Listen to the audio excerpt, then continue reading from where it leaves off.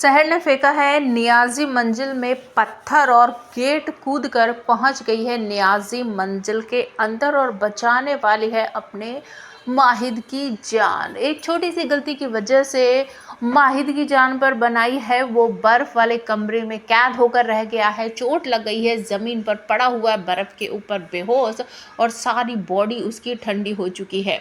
अब शहर को समझ नहीं आ रही कि मैं किस तरीके से घर के अंदर जाऊं, क्योंकि मुझे तो गेट के बाहर निकलवा दिया गया है और गेट के अंदर सिक्योरिटी गार्ड खड़े हुए हैं। तो वो कहीं से एक पत्थर जैसा कुछ उठाती है और कहती है प्लीज़ कुछ अच्छा काम करने जा रहे हैं और सही जगह पर पहुंच जाना। तो वो ज़ोर से उस पत्थर को अंदर की तरफ फेंकती है तो वो किसी बड़ी सी गाड़ी के ऊपर जाकर गिरता है और वो गाड़ी में करके आवाज़ करने लगती है। और वहाँ पर माहिद के चचा जान होते हैं और वो कहते हैं कौन है, किसने पत्थर फेंका, कौन है, सिक्योरिटी सिक्योरिटी सिक्योरिटी, इस तरीके से करता है। तो गेट के अंदर जो दोनों गार्ड खड़े थे वो भागकर उनके पास चले जाते हैं और वो कहते हैं कि इधर उधर ढूंढो, कौन है कौन नहीं है पता लगाओ।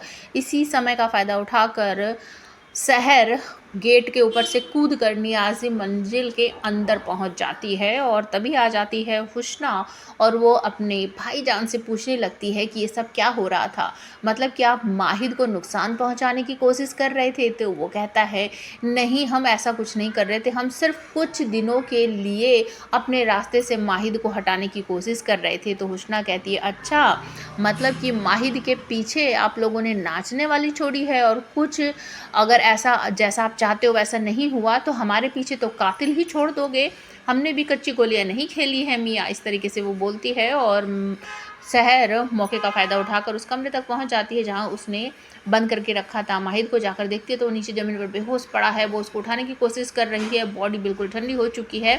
तो वो भागकर कमरे से बाहर जाती है और स्टोर रूम में जाकर कुछ चीज़ें इकट्ठा करती है जैसे लकड़ी, माचिस, कोयला, ये सब लेकर वापस उस कमरे में जाती है। वहाँ जाकर आग वगैरह जला देती है, माहिद के हाथ वगैरह जो है उसको रगड़ने लगती है ताकि उसमें गर्माहट आ जाए। माहिद कहता है कि मेरा हाथ मुझे महसूस नहीं हो रहा है। तो शहर और ज़ोर ज़ोर से रगड़ने लगती है और उसके बाद धीरे धीरे करके माहिद की कंडीशन थोड़ी सी सुधरने लगती है, वो बैठ जाता है और उसके बाद शहर से कहता है कि तुम चली जाओ, आपका और हमारा रिश्ता बिल्कुल नाजायज़ है, कोई इस रिश्ते को नहीं मानने वाला है, हमारी सगाई होने दो नाजिमा के साथ और तुम यहाँ से चली जाओ। लेकिन शहर मना कर देती है कि हम आपको छोड़कर इस हालत में कहीं नहीं जाने वाले हैं।